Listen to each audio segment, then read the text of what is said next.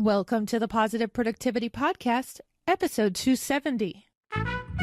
The Positive Productivity Podcast was created to empower entrepreneurs to achieve and appreciate personal and professional success.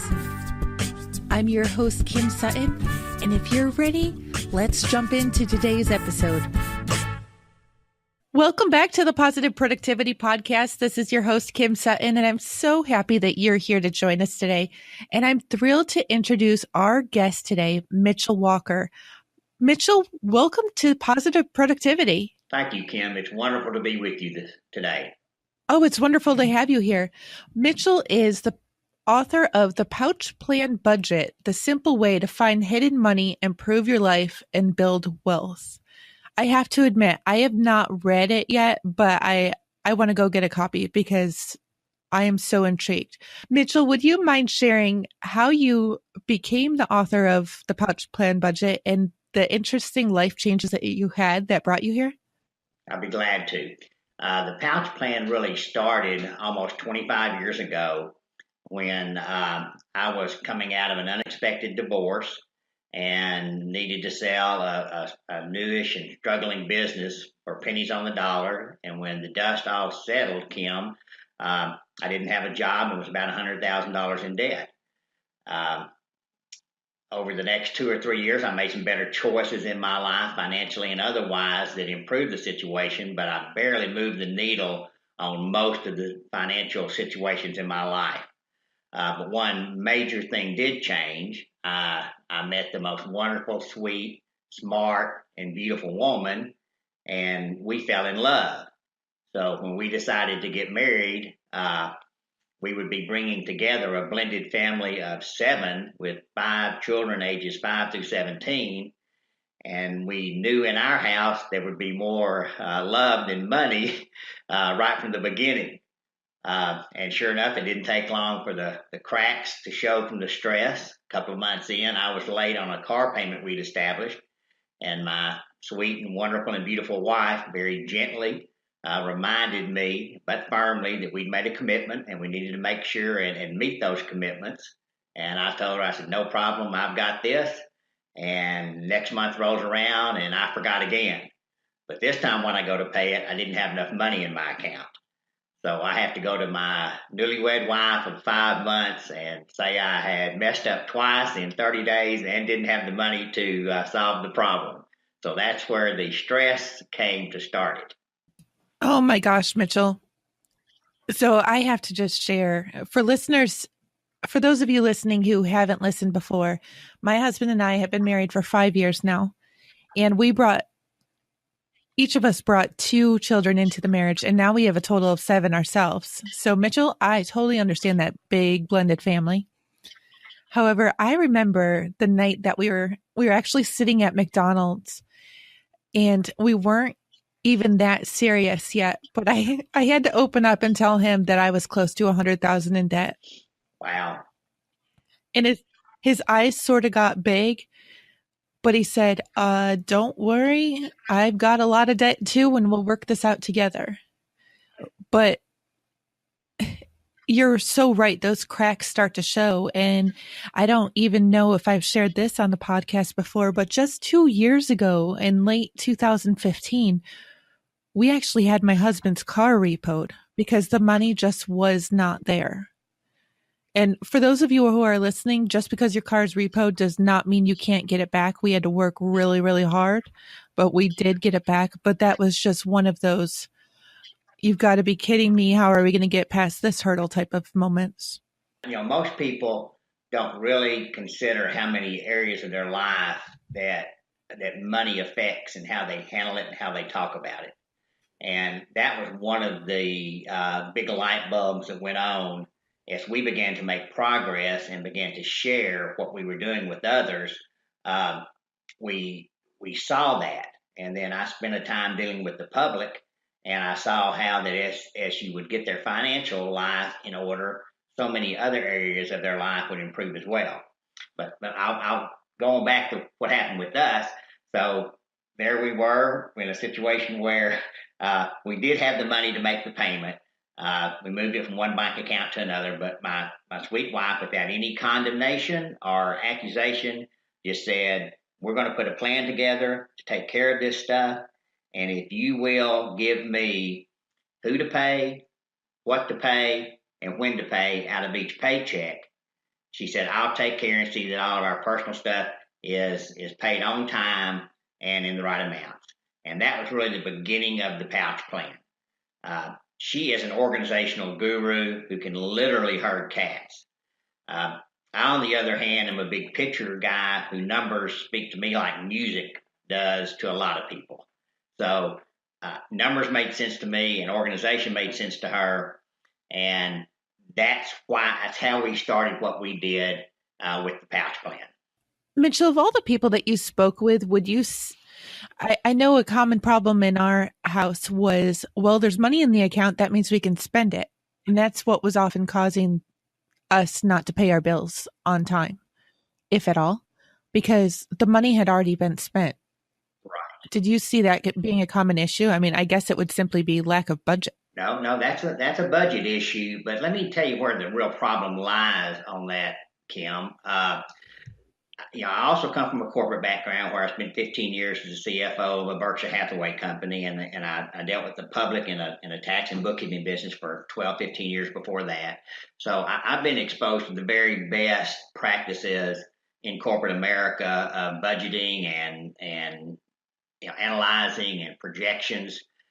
The problem is that the average person doesn't possess the skills, the resources, the knowledge to be able to budget like the big boys do. Okay? Yet they need that information more critically than large businesses or other entities such as governments need. What you just described is a perfect example of something we had to assess. And so let me, if I can, kind of give you a real quick definition of how, summary, I should say, of how the pouch plan developed and what it currently is. We basically have you divide your expenses into two categories, we're going to call them, or piles. And the first pile is what we call regular, and that's regular in amount and time each month. These would be things like your house payment or your rent, your utilities, your cell phone, your cable bill, your car insurance, your life insurance, your house insurance, all these things that come by on a regular basis, same time each month, and either the exact same amount or real close to it. Okay? That's one stack of them. Those bills are set up to be paid through your checking account, but here's the key. That's the only thing you pay through your checking account. So each paycheck that you get, the pouch plan has figured for you how much you need to deposit into your checking account to pay all of those regular expenses that come due until the next paycheck. So your checking account changes from a place where you park your money while you're deciding what to spend it on to a place where every dollar that you deposit is considered spent as soon as you deposit into the bank account. That's a big number one, because that accomplishes a couple things. Number one, you will never get another overdraft ever again. And number two, you get the ability to literally forget about those automatic payments and take them off of your plate from a remembrance standpoint to a funding standpoint, because you set it up to happen automatically. Okay? That leaves us another stack of bills over here, or expenses over here, the irregulars. And here's another interesting thing. That regular pile of bills for most people is 50 to 75% of all their financial activities during the month. And so now you've taken 75% of your problem off your plate. And that leaves you with the irregular, which are going to be items like food, household expenses, hair and nails, entertainment, giving, these things that fluctuate both in when they occur and the amount in which they occur each month. And all of these, we're going to have you pay with cash. that cash is available after you have paid all the regular expenses into your bank account. And this is where the pouch itself was developed. We started with the old envelope system, which you may remember, where you list on the outside of an envelope a category and you put the cash in there that you want to spend on that category for the month. Well, I told you my wife was an organizational guru. After about 2 months, it was really hard to handle because there were too many things going on with the family of 7, and it was just tough to administrate. And so once we set everything up that we could on automatic payment through our bank, all of our regular bills, she threw away the rest of the envelopes and she grabbed a coupon organizer.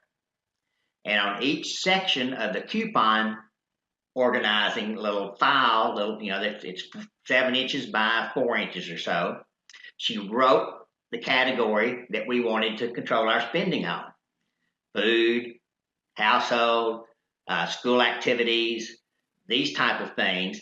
And then we pre-funded those each month with cash as to how much we wanted to spend on each category. Mitchell, I have to share that I absolutely love the coupon book idea, as well as the whole function of it, because there are so many times, and I don't know what it's like in your house, that there's money in the account, which we know has to go places. And I'm using present tense because this is still a struggle for my husband. He's not a listener. Sometimes I wish he was, but now I can talk about him. Where he'll go to the store and come home with all these unnecessities. I just made up a word, I think. Unnecessary items that most certainly weren't on the grocery list that I provided to him. For instance, the other day he brought home a couple apple pies. And that was just like a couple of the things that he brought home. But if he knew that this is the money that we set aside for groceries this month, so stick to it. And I know you're not saying that we can't get those extras once in a while, but they have to be part of the budget and they have to be part of the plan. Right. So, and then the other reason I love the coupon book method is because my 3-year-old twins and 4-year-old, they take things off my desk all the time, especially envelopes, because it's just another piece of paper for them to draw on. But if it was a coupon book, I'm going to have to try that. Thank you. Right. You just get to put that in your purse, or I stick mine in my back pocket. My wife and I actually, we have our own, we call them the mini pouches. We fund our major pouch, we fund and leave it actually in the top drawer of a dresser in our bedroom. And we go and get money out of it and put it in our mini pouches when we need to. That's just because we work not far apart, but we work apart and our days are not exactly aligned. But let me explain some of the reasons why this works. Now, I was not this smart when I started doing all this, but I discovered as we went through the process that we just stumbled on something that was really good. And so we refined it and made it better.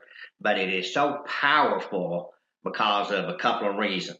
One reason is that you have a plan in front of you that you're trying to accomplish.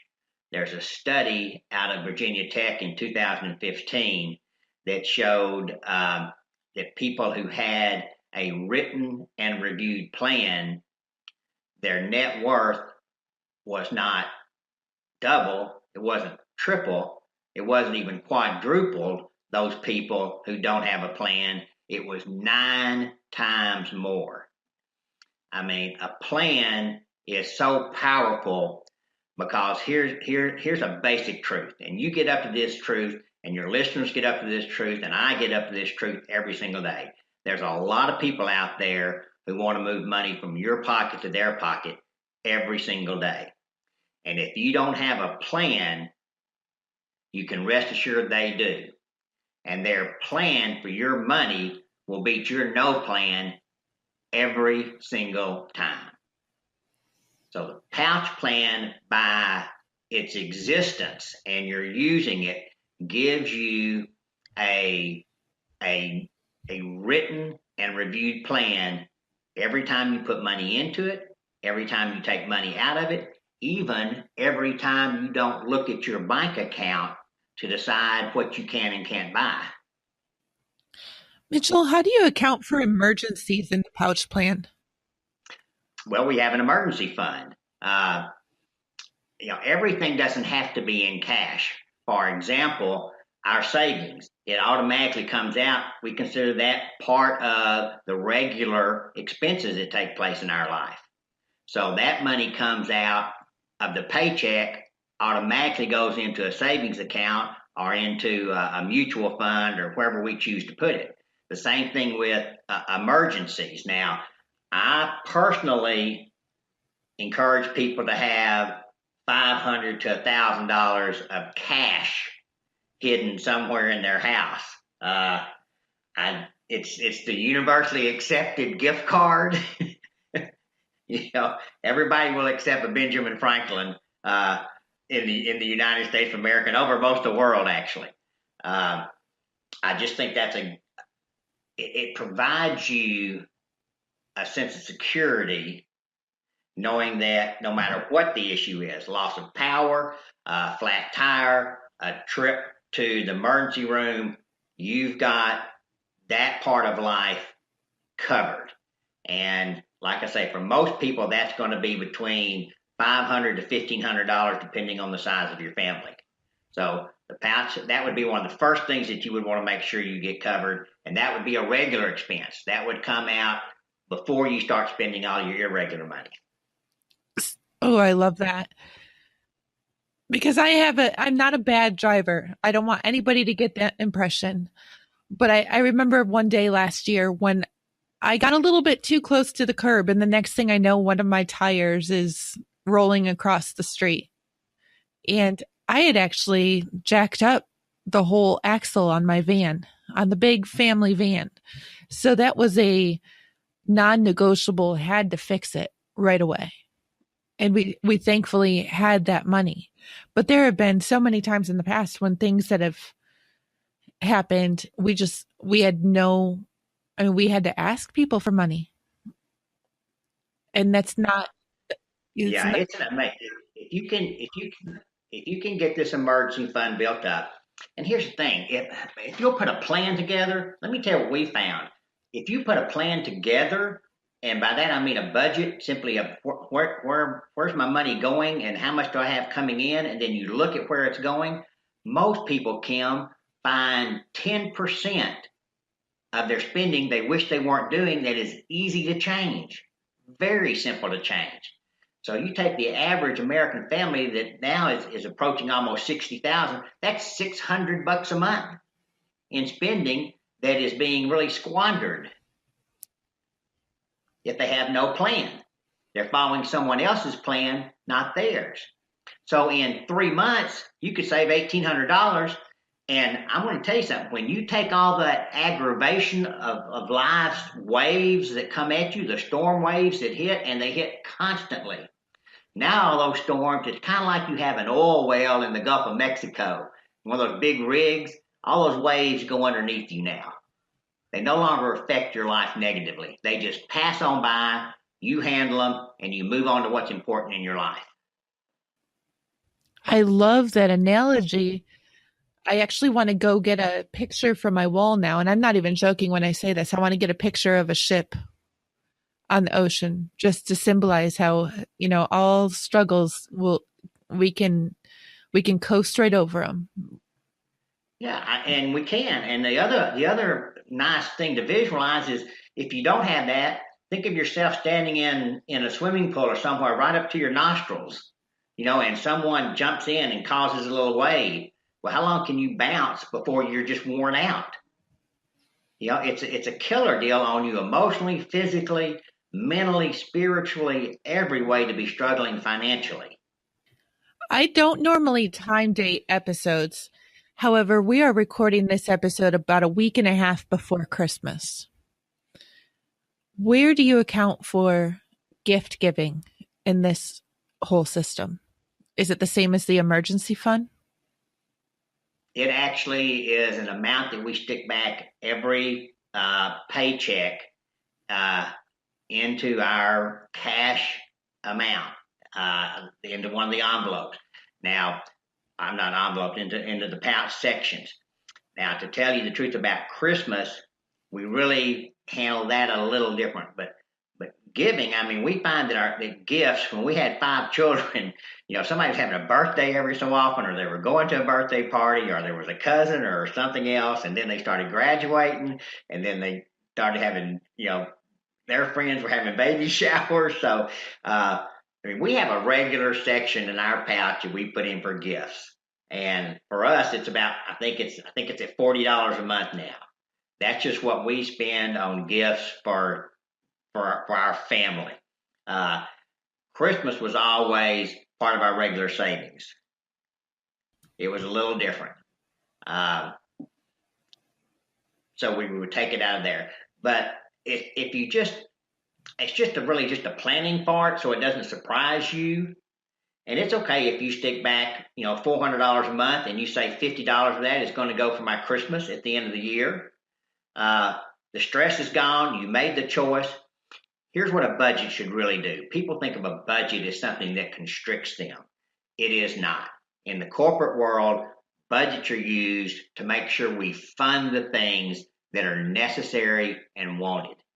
If people would think of their budget as the way they fund the things that are necessary and wanted in their lives, they would have great lives. I agree. Mitchell, from the entrepreneur standpoint, I know a lot of us get caught up in shiny object syndrome the same way that you were talking about everybody else having a plan for our money, and that is to basically give it to them. And one of the things that I found I had to do was just start unsubscribing to newsletters, because or else I would constantly be receiving offers for, oh, get my new products. Oh, this new app is coming out. Look at this hot deal of the day. And I really had to develop a plan for my projects, exactly what tools were necessary, exactly what staff was necessary, and how much money each of those was going to cost me. What other recommendations do you have for the business side? Well, you're exactly right about all the distractions and all the people coming at you. And most people in business recognize the need for a plan. So I would tell them that they're in a couple of ways of planning that I learned through the years with Berkshire Hathaway and on my own. You need some tools out of a toolbox that you can use. And my favorite one is the 80-20 principle. That principle basically says that you don't get the same results from the same actions in your life. Some of your actions produce dramatically different results and returns than do others.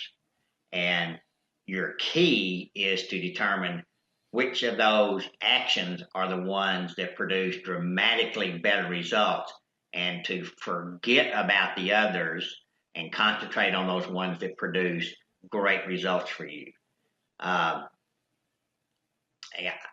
That's the best tool I have ever seen and used for any kind of analysis, is which 20% is causing 80% of your problems, which 20% is causing 80% of your profit, which 20% is causing 80% of your happiness, which 20% is causing 80% of your sadness and worry.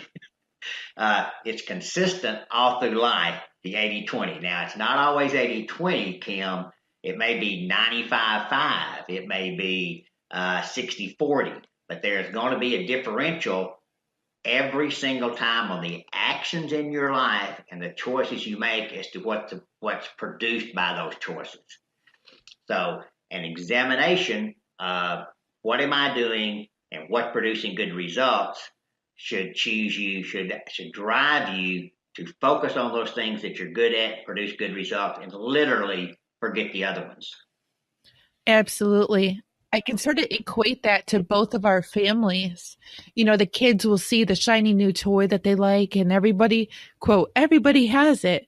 But really, number one, if we buy it for our kids, are they actually going to play with it?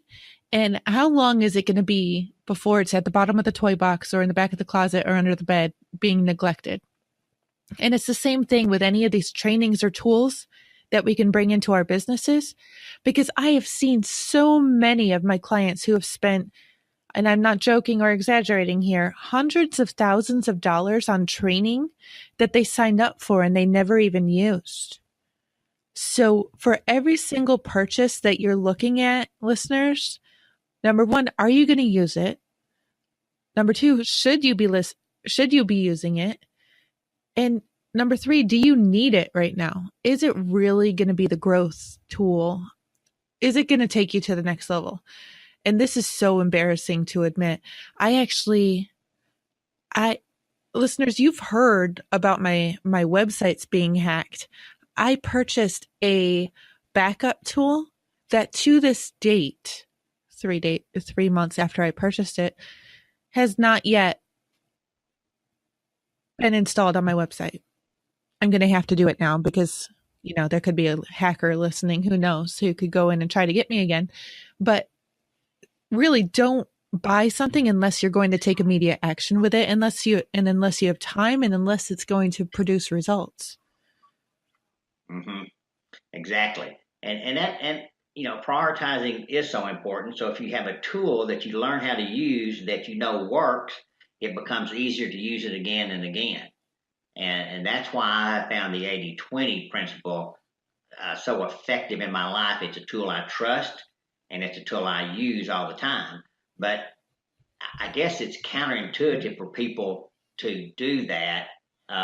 It kind of reminds me of something I heard one time. You may be familiar with the Clifton Gallup Strength Finders test. Yep. Okay. I think they have 24 characteristics that you're ranked in as to what your strengths are. Typically, they only give you your top 5, because what they found out was if they gave you all 24, people would want to go to the bottom of the list and start trying to improve those that they were horrible in. And the results were pitiful, just pitiful. They would spend months trying to work on number 24, and they might move it up to 23 at the end of 6 months, and a whole bunch of effort. However, if they would go work on number 1 and number 2, they would find dramatic improvements in each, and they would find really good results spreading all throughout their life, because they were in their zone and they were doing what they were built to do. That's what 80-20 really shows you. What were you built to do? Now, just because you're not built to do something doesn't excuse you from doing it if it's necessary. I will be honest with you and tell you, at one point in time, hospitality ranked really low on my Strength Finder test. That didn't give me the right to not be kind and gentle and civil to people, but it did make me understand that I shouldn't be out there trying to open up some kind of hospitality business because it was not my nature. I'm over here laughing at that, just because hospitality would not be at the top of my list either. Even though I'm very kind-hearted, I would be killing people with my cooking. Well, see, it's funny because giving is like number 2 or 3 on my list. Uh-huh. So I thoroughly enjoy giving. I just, the hospitality part I struggle with. So I need to concentrate more on my giving, increase that, because I receive a great enjoyment from that activity, whereas the other one I don't, and I'm not good at it. And so I'm sure the people receiving the hospitality didn't enjoy it either. Right. No, totally. Mitchell, do you have a somewhat comical example of an experience that you and your family went through that the pouch plan really helped save the day? I can tell you one that I've been laughing at now for a while, and it's the number one reason why people we have worked with fall off the pouch plan. And let me preface this with telling you that most people don't fall off the financial planning wagon. The real problem, Kim, is they never get on. And that first step on is a doable and usable budget. However, this is not uncommon that we see people 2, 3, 4 months down the line quit doing the pouch plan because their finances have improved so much. We had a couple that we worked with. He was a first responder and she was in the medical care profession. And together their combined income was about $110,000, $120,000 a year. They had 2 worn out cars, over 250,000 miles on each car. His commute, I think, was somewhere around 100 miles, but he only went every other day. And they were just struggling all over the place, monetarily wise. Well, when we put their budget together, sure enough, the 10% rule was just right there. Within 3 weeks, they had made $1,100 a month difference in their spending. $1,100 a month. 2 months later, they pulled up in front of our place in a brand new $65,000 van that was a people mover. They did have 5 kids, and they told me the payment was only $900 a month, so they were saving $200 more than they had been spending. Oh, wow. So you still have to make good choices. Okay. And actually for this couple or that family, that might not be a bad choice. They homeschool their children. I think they have a couple more kids now, so they may have either 6 or 7 now. And having a reliable form of transportation for that many would be extremely important. So I don't think it was a bad choice for them because I'm not there to make that choice. But I found that pretty funny just because they really were kind of embarrassed of their purchase and they shouldn't have been. I drive around in a 1996 GMC conversion van. Now, this episode, I hope that there are listeners who listen to it well into the future, like years down the road. This episode is being released in the beginning of 2018. So at the time of this release, this van will be 22 years old. The oldest of my children is only 15. So he's a little bit embarrassed.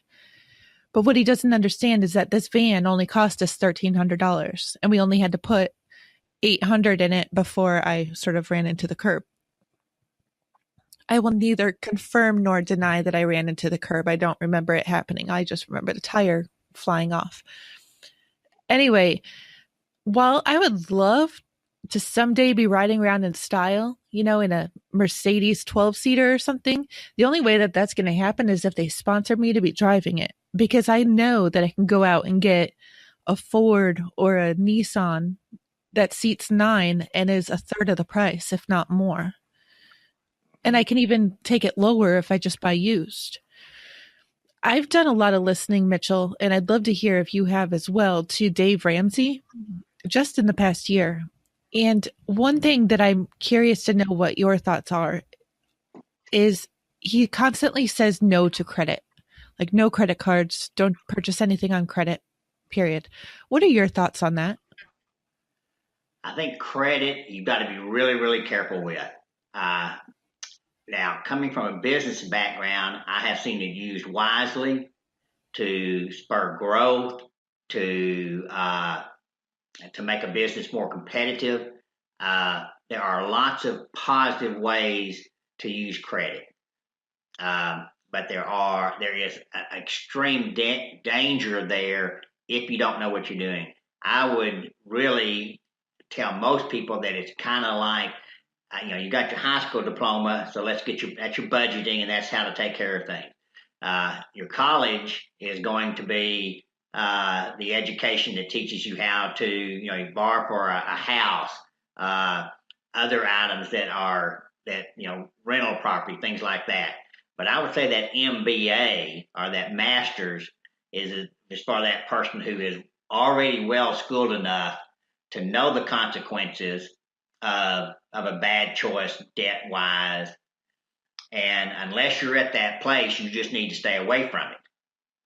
I know that's hard for a lot of people, but the damage that it can do can take years to overcome, and for some people, may not ever be able to overcome. So while I don't believe that debt is from the devil. I do believe that you need to understand the entire transaction. It needs to be in a facility, but here's one. Let's say that, for example, that you have to have a car to get back and forth to work, and like this couple I was just talking about. I mean, his commute was 100 miles. Okay, well, if he can't get to work, he loses a $75,000 a year job. So to be making a $300 a month car payment to guarantee that he has a car that's good enough to get him the 100 miles every other day is a good choice. Rather than driving something that would break down and he would miss work and have a chance of getting fired. So I think there are situations where a reasonable amount of debt for a reasonable reason can be justified. I find credit card debt in 99% of the cases to not be one of those. Oh, I agree. Yeah, for that 1%, and maybe even less, but that's all that has a written and reviewed plan. I mean, one of my children does this. They charge My husband everything and to an I, awards card, and they pay it off every month. yeah. Uh, that's I'm going to. It's going to be interesting to watch to see if a balance creeps in there over the years. They just started this about a year ago, and they've told me they've paid it off 12 months in a row, and they've been able to fly 5 or 6 different destinations for free, and so they love it. And right now, it all seems to be working well. But that's how credit usually starts out. It all seems to be working well up front, and then it ends up biting you somewhere down the line. My husband and I are currently in a land contract. I'll make this really fast. But for those of you who aren't familiar, a land contract, when we got this house, we did not have good enough credit to actually purchase and get a mortgage. So we're basically in a rent to own for a couple more months before we can get the mortgage. So we've been monitoring all of our spending. We've been paying off our debt, and it's been 7 years since we've been together. So this has been something I have been tracking our credit scores for 7 years, no joke. And I have seen them just because of the mistakes that we made in the past. And my husband actually had a prior car let me try that again. A prior car repo before we got together. Our credit scores have gone from the 300s, which is abysmal, to high 600s. And because of past poor decisions, I had credit cards, but I built up inventory for the e-commerce shop that I had in the 2000s. That's how I accrued my $100,000 of debt. Well, I couldn't pay those credit card bills. So they actually all just shut me off. Not just recently, but years ago. But in order to rebuild our credit, one of the flags that we kept on having on us was that we had no open credit cards. And it seems sort of to be an oxymoron. Is oxymoron the right, or a catch-22? We were trying to build our credit, but they want us to have a credit card. So what we have now is just one credit card with a $300 limit on it, which is still sort of funny because the credit score will still say, well, you don't have enough available credit to your name. What that does not mean, though, is that they don't want us to go and spend more money on it, because I've noticed on the rare months that we will make a purchase on there and not get the whole thing paid off, it's just as detrimental to have 85% of our credit used as it is to not have that. They want to see that we're not using any of our credit. Right. It's an interesting thing the way the credit reports work. And, people need to take a look at that. But you're exactly right. You want the credit cards on there, but you do not want to have any usage against them. Not usage. You don't want to have any balances on them, or even very little balance. I think if you get above a 30% balance on any of your available credit, that it starts hitting your score.